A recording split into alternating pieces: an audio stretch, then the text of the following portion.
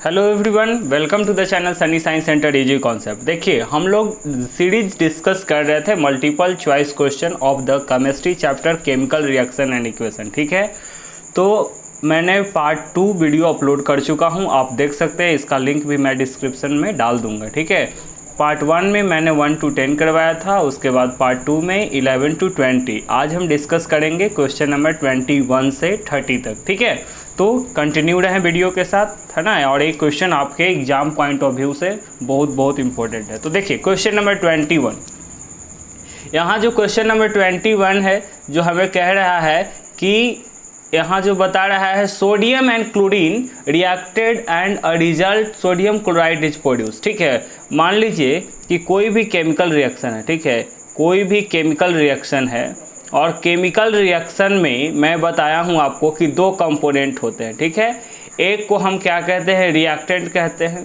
और सेकंड जो क्या होता है, जो प्रोड्यूस होता है, उसे प्रोडक्ट कहते हैं। ठीक है, तो यहाँ पे बताया जा रहा है कि sodium and chlorine reacted and as a result sodium chloride is produce. Sodium और क्लोरीन रिएक्ट करके सोडियम क्लोराइड प्रोड्यूस करता है। Which option give reactant and product of this reaction, है ना। इस रिएक्शन में कौन जो है वो रिएक्टेंट को सही मात्रा मतलब सही मायने में रिप्रेजेंट कर रहा है और प्रोडक्ट को कौन रिप्रेजेंट कर रहा है। तो आप यहाँ पे देख सकते हैं, है ना, एक ऑप्शन यहाँ पे मिसिंग है। ठीक है, तो यहाँ पे आप देखिए रिएक्टेंट में पहले बता रहा है सोडियम और साल्ट, तो बिल्कुल ये गलत है ना। सेकंड में भी देखिए क्लोरीन साल्ट बता रहा है, प्रोडक्ट में सोडियम बता रहा है, तो ये भी रॉन्ग है। और ऑप्शन नंबर अगर सी की बात करें तो रिएक्टेंट में क्या है, सोडियम प्लस क्लोरीन, तो और तो बात तो सही है। Na है, रिएक्शन कर रहा है Cl2 के साथ, तब जा करके NaCl2 का फॉर्मेशन करवाया है, डेट इज कॉमन साल्ट। तो प्रोडक्ट में जो निकलेगा वो सोडियम क्लोराइड होना चाहिए, तो ये सही है। और रिएक्टेंट साइड में क्या है, सोडियम और क्लोरीन, तो ऐसा ऑप्शन थर्ड में, ऑप्शन सी में आपको दिख रहा है sodium chlorine, and product side में डेट इज सोडियम क्लोराइड। ठीक है, तो this is the the option number C is the right answer for question number 21। ठीक है, आगे बढ़ते हैं question number 22। Which of the following reaction can also be termed as thermal decomposition reaction। ठीक है, 4 ऑप्शन दिए गए हैं आप में से आपको, और इसमें से आइडेंटिफाई करना है कि कौन सा जो है वो थर्मल डिकम्पोजिशन रिएक्शन के अंतर्गत में आएगा। तो थर्मल डिकम्पोजिशन रिएक्शन, तो इसके लिए तो सबसे पहले आपको जानना होगा कि डिकम्पोजिशन रिएक्शन है क्या। तो ऑलरेडी मैं बता चुका हूँ कि वैसा रिएक्शन जिसमें सिंगल रिएक्टेंट जो है अलग अलग प्रोडक्ट में स्प्लिट होता है, उसे हम डिकम्पोजिशन रिएक्शन कहते हैं। ठीक है, तो और यहाँ पे डिकम्पोजिशन रिएक्शन में, और ये जो डिकम्पोजिशन था 3 तरह के था, आपको पता है थर्मल, एक और मैं बताया था फोटो, और फिर फाइनली आपको बताया था इलेक्ट्रिकल डिकम्पोजिशन। ठीक है, तो 3 तरह के डिकम्पोजिशन रिएक्शन के बारे में चर्चा किया था हमने। डिकम्पोजिशन रिएक्शन में थर्मल, फोटो, इलेक्ट्रिकल। थर्मल में जो बर्नर से हीट या कैंडल के जरिए, फोटो में सनलाइट के जरिए, और इलेक्ट्रिकल में इलेक्ट्रिसिटी पास करवा करके। ठीक है, तो यहाँ पे जो एग्जाम्पल हो जाएगा, तो कॉम्बिनेशन तो बिल्कुल नहीं। ठीक है, यहाँ जो ऑप्शन है, ऑप्शन नंबर ए देख रहे हैं कॉम्बिनेशन रिएक्शन, तो कॉम्बिनेशन रिएक्शन तो बिल्कुल नहीं होगा। ठीक है, तो एक क्रॉस हो गया। इसके बाद डिकम्पोजिशन रिएक्शन, तो बिल्कुल डिकम्पोजिशन रिएक्शन ही जो है इस ऑप्शन का राइट आंसर हो जाएगी क्वेश्चन के लिए। ठीक है, डिस्प्लेसमेंट भी बिल्कुल नहीं, डबल डिस्प्लेसमेंट बिल्कुल नहीं। ठीक है, क्योंकि यहाँ पे बोल रहा है ना, which of the following reaction can also be term as thermal decomposition, कौन सा रिएक्शन को थर्मल डिकम्पोजिशन कंसीडर कीजिएगा। कॉम्बिनेशन डिस्प्लेसमेंट में तो ऐसा केस ही क्रिएट नहीं होता, क्योंकि डिकम्पोजिशन रिएक्शन का ही कोई पार्ट होगा जो क्या बताएगा, थर्मल डिकम्पोजिशन होगा, नहीं तो फोटो होगा, नहीं तो इलेक्ट्रिकल होगा। Okay, next question, question number 23 discuss करते हैं। इसके बाद यहाँ पे क्वेश्चन नंबर 23 क्या है, give the ratio in which hydrogen and oxygen are present in the water by volume. देखिए, जैसा कि हम क्या जानते हैं, formula of water is H2O। बिल्कुल ओके, हाइड्रोजन वाटर जो है इसका फॉर्मूला क्या होता है, H2O होता है। तो हाइड्रोजन का एक एटम का जो मास होता है वो कितना होता है, 1 यूनिट होता है। ठीक है, और उसी तरह से आप ऑक्सीजन यहाँ पे देख रहे हैं, तो यहाँ पे कितना हाइड्रोजन का एटम है, 2 एटम है, तो एक एटम का मास 1 यूनिट है, इसलिए 2 एटम का मास कितना हो जाएगा बताइए, तो 2 यूनिट हो जाएगा। ओके, और उसी प्रकार से ऑक्सीजन का एक एटम का मास जो होता है 1 एटम ऑफ ऑक्सीजन। ठीक है ना, ऑक्सीजन एटम का एक का मास होता है 16 यूनिट। ओके, 16 यूनिट होता है। तो आप हाइड्रोजन का मास का जो रेशियो होगा 2 हो गया, और ऑक्सीजन का कितना है 16, ठीक है। इसको सिंपलेस्ट में लीजिएगा तो 2 8 जा 16, इसका मतलब 1:8। तो ऑप्शन नंबर डी देख रहे हैं, ऑप्शन नंबर डी इस क्वेश्चन का राइट आंसर हो जाएगा 1:8, ठीक है। 1:8 जो है वो क्या रिप्रेजेंट कर रहा है ना, इसका रेशियो बता रहा है। किसका रेशियो बता रहा है, तो कितने वॉल्यूम में यहाँ पे प्रेजेंट है बाय मास अगर पूछेगा तो यहाँ जो फिक्स रेशियो रहेगा वो बराबर रहेगा हमेशा, ठीक है ना, 1:8, ठीक है। और 1:8 में वो हर जगह मतलब कि इसका जो वॉल्यूम जो रहता है मास के जरिए अगर बोला जाए तो 1:8 इसका जो है वो राइट आंसर हो जाएगा, ठीक है। इसके बाद नेक्स्ट क्वेश्चन आ जाइए 24, the chemical formula of magnesium oxide is, ठीक है। मैग्नीशियम ऑक्साइड का केमिकल फार्मूला क्या है, तो मैग्नीशियम ऑक्साइड का जो केमिकल फार्मूला होता है, तो आप पता है फार्मूला कैसे हम लोग लिखते हैं, फार्मूला जो हम लोग लिखते हैं वो कैसे होता है, तो क्रॉस मल्टीप्लिकेशन ऑफ, है ना, इसका जो क्या करते हैं क्रॉस मल्टीप्लाई करते हैं, क्रॉस मल्टीप्लाई करते हैं तब जाकर के हम लोग लिखते हैं किसका, वैलेंसी का क्रॉस मल्टीप्लिकेशन। तो आप यहाँ पे ना Mg लिखो, उसके बाद ऑक्सीजन, ठीक है। अब यहाँ पे क्या करते हैं, इसका एटॉमिक नंबर आप जानते हैं 12 होता है, ऑक्सीजन का एटॉमिक नंबर कितना होता है पता है, 8 होता है, ठीक है। अब इसका इलेक्ट्रॉनिक कन्फिग्रेशन करेंगे आप तो यहाँ पे हो जाएगा 282, और इसका इलेक्ट्रॉनिक कन्फिग्रेशन करना चाहेंगे तो 2 और 6 में स्प्लिट होगा। उसके बाद आप देखिए बाहर में जो बचता है उसे वैलेंस इलेक्ट्रॉन कहते हैं, और यहाँ पे भी वैलेंस इलेक्ट्रॉन कितना बचा है, 6 बचा हुआ है। तो पहले फाइंड आउट करेंगे वैलेंसी, तो यहाँ पे वैलेंसी 2 हो जाएगा, और यहाँ पे वैलेंसी निकालने के लिए हम 8 माइनस वैलेंस इलेक्ट्रॉन करेंगे, तो that is 8 - 6 that is equal to 2। अब क्या करोगे, Mg इधर है, ऑक्सीजन है, दोनों का वैलेंसी लिख करके क्रॉस मल्टीप्लाई करेंगे, ठीक है। तो Mg2O2 हो जाएगा, और 2 से 2 स्प्लिट हो जाएगा। इसका मतलब यहाँ पे जो फॉर्मूला आया MgO, तो option number A is the right answer, ठीक है ना। ऑप्शन नंबर ए जो हो जाएगा यहाँ पे, ए जो ऑप्शन नंबर है वो राइट आंसर है। Formula of magnesium oxide is MgO, ठीक है। मैग्नीशियम ऑक्साइड का फॉर्मूला क्या होगा, MgO होगा, ठीक है। चलते हैं नेक्स्ट क्वेश्चन की ओर, क्वेश्चन नंबर 25।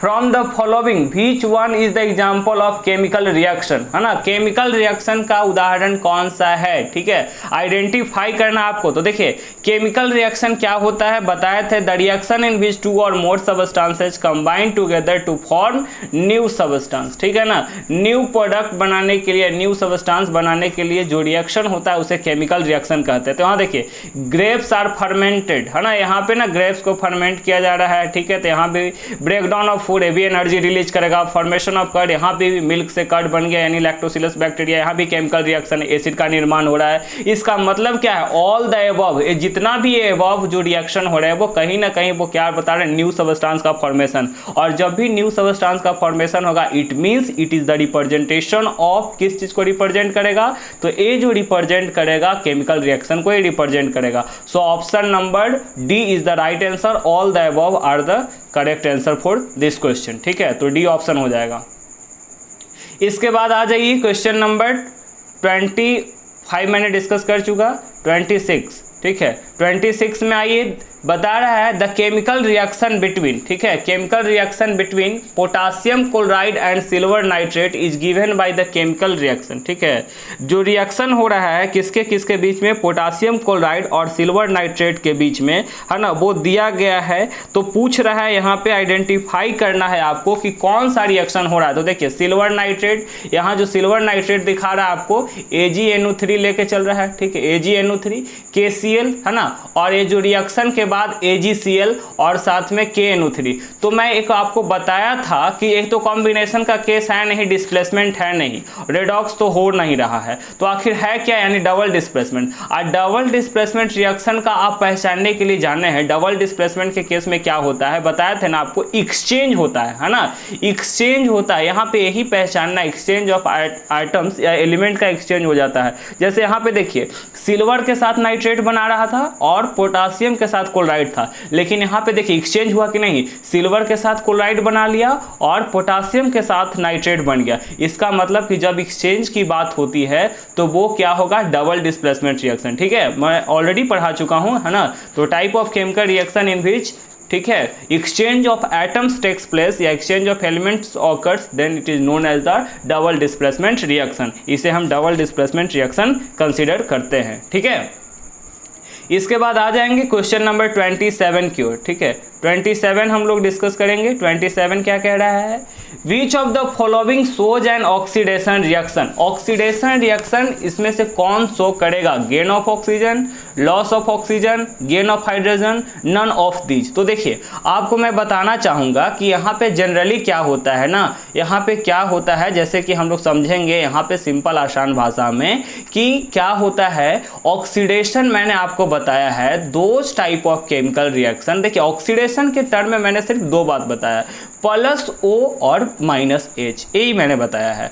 और रिडक्शन के केस में मैं आपको बताया हूं कि रिडक्शन में A याद रखेंगे कि रिडक्शन में क्या होगा, प्लस में H आ जाएगा और माइनस में O, दोनों रिवर्स होता है। यानी कि gain of oxygen, addition of oxygen, removal of hydrogen तब ऑक्सीडेशन, और addition of hydrogen, removal of oxygen तब रिडक्शन। तो यहाँ पे क्या करा, which of the following shows oxidation. Oxidation कौन दिखाएगा, तो या तो लॉस ऑफ हाइड्रोजन होना चाहिए, तो लॉस ऑफ हाइड्रोजन है नहीं, गेन ऑफ हाइड्रोजन है। ठीक है, तो यहाँ पे गेन ऑफ ऑक्सीजन यानी option number A is the right answer. ठीक है, ऑप्शन नंबर ए जो है ना, गेन ऑफ ऑक्सीजन, ए इसका राइट आंसर हो जाएगा। ठीक है, सो क्वेश्चन नंबर 27 का जो राइट आंसर हो गया वो आपका कौन हो गया, तो ए ऑप्शन हो गया, that is gain of oxygen जो है वो रिप्रेजेंट करेगा किसके बारे में, तो वो रिप्रेजेंट करेगा जाकर के आपको oxidation reaction.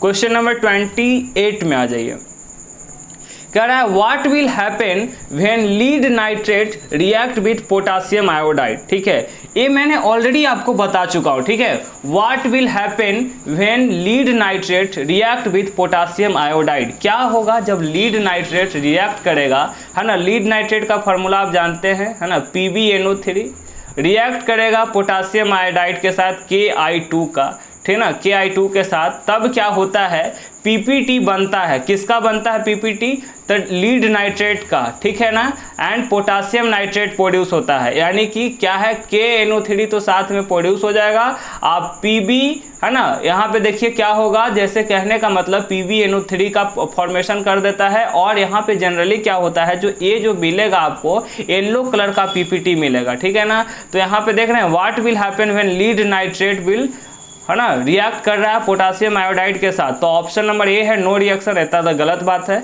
Large amount of hydrogen gas, ये भी गलत है। एवोल्यूशन ऑफ गैस, ये भी गलत है। तो ऑप्शन नंबर सी जो है इस क्वेश्चन के लिए राइट आंसर होगा। ठीक है, ऑप्शन नंबर सी जो है, ऑप्शन नंबर सी इसमें आ जा रहा है, yellow colour PPT precipitate of lead nitrate and potassium nitrate are produce. ठीक है, पोटासियम आयोडाइड भी साथ में प्रोड्यूस हो जाता है यहाँ पे। ठीक है, इस केस में दो तरह के फॉर्मेशन होते हैं। ठीक है, इसके बाद क्वेश्चन नंबर 29 में आते हैं हम लोग, identify the balanced equation between hydrogen और ऑक्सीजन फॉर वाटर फॉर्मेशन, है ना। आइडेंटिफाई करना है, किस चीज़ को आइडेंटिफाई करना है, बैलेंस्ड केमिकल इक्वेशन को। ठीक है, जो हाइड्रोजन और ऑक्सीजन के बीच में रिएक्शन है। तो आपको ऑलरेडी मैं बताया था कि representation of chemical reaction in the form of symbol is called chemical equation. कोई भी केमिकल रिएक्शन को सिंबल में हम रिप्रेजेंट करते हैं तो उसे केमिकल इक्वेशन कहते हैं। और कोई भी जो केमिकल इक्वेशन होता है ना, ये आपको पता है कि दो तरह के होते हैं। ठीक है,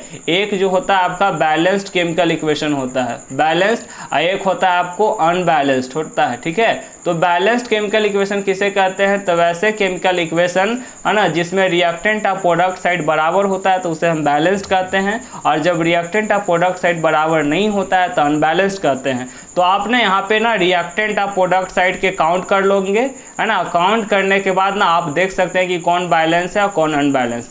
तो ऑप्शन नंबर देखिए ए में अगर हम देखना चाहें तो H2 + O2, तो H2O का निर्माण कर रहा है, यानी कि 2 ऑक्सीजन तो है लेकिन हाइड्रोजन 2 नहीं है, सेकंड वाला भी नहीं। लेकिन थर्ड देखिए 2 × 2 यानी 4, यहाँ पे थर्ड ऑप्शन में हाइड्रोजन की रिएक्टेंट साइड में नंबर 4 है, ऑक्सीजन के नंबर 2 है, और प्रोडक्ट साइड भी देख सकते हैं, ए हो गया आपका रिएक्टेंट साइड, ठीक है, और प्रोडक्ट साइड में आप चेक कर सकते हैं हाइड्रोजन यहाँ 4 है और ऑक्सीजन 2 है। इसका मतलब R बराबर P, रिएक्टेंट बराबर प्रोडक्ट। इसका मतलब क्या है, इस यहाँ पे जो ऑप्शन नंबर सी जो है, this is the right option for question number 29, ठीक है। इसके बाद आ जाइए क्वेश्चन नंबर 30 पे। Which of the following is not the character of chemical reaction? Which of the following is not the character of chemical reaction? ठीक है, Which of the following is not the character of chemical reaction? इसमें से कौन जो है वो chemical reaction का गुण नहीं है? Evolution of gas, change in colour, change in element, formation of oxide, बताइए, है ना, इसमें से कौन नहीं होगा? तो देखिए, इवोल्यूशन ऑफ गैस तो हमें पता है, इवोल्यूशन ऑफ गैस के बारे में हमें जानकारी है, ठीक है ना, इवोल्यूशन ऑफ गैस के बारे में हमें जानकारी है, और चेंज इन एलिमेंट के बारे में, है ना, ये थोड़ा सा ना अटपटा है। फॉर्मेशन ऑफ ऑक्साइड हम जानते ही हैं, चेंज इन कलर पता ही है, इवोल्यूशन ऑफ गैस पता है। इसका मतलब क्या, जो नहीं होता है, कोई कैरेक्टर नहीं है केमिकल रिएक्शन का, वो चेंज इन एलिमेंट। अब ऐसा थोड़े ना है कि हाइड्रोजन है और रिएक्शन के बाद ना ये फॉस्फोरस में बदल जाएगा, ऐसा होगा क्या? नहीं। इसीलिए ऑप्शन नंबर सी जो है इसके लिए राइट आंसर हो जाएगा, ठीक है। इसके बाद एक क्वेश्चन आप कमेंट करें इस क्वेश्चन का आंसर, ठीक है। देखिए, अगर क्वेश्चन का आंसर है कि व्हाट हैपेंस, सॉरी क्वेश्चन मैं पूछ रहा हूं, उसका कमेंट जरूर करें आप, ठीक है। What happens when what happens when the reaction between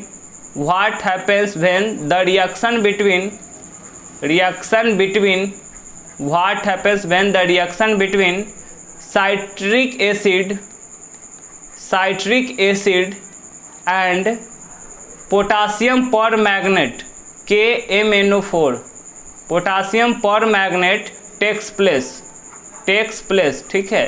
क्या होगा जब पोटासियम परमैंगनेट रिएक्ट करेगा साइट्रिक एसिड के साथ, है ना। What happens when reaction between citric acid, है ना, या यहाँ पे इस क्वेश्चन में इसमें ऐड भी कर सकते हैं कि विच character is shown by this chemical reaction, which character is shown by this chemical reaction, shown by this chemical reaction, ठीक है। कौन सा कैरेक्टर जो है केमिकल रिएक्शन का इसके जरिए दर्शाया जाएगा? आप इसका कमेंट जरूर इस कमेंट बॉक्स में करें, और मैं ना इसको पर्सनली चेक करूंगा, और फिर आपको, है ना, फिर मिलते हैं नेक्स्ट वीडियो में। Till then, thank you.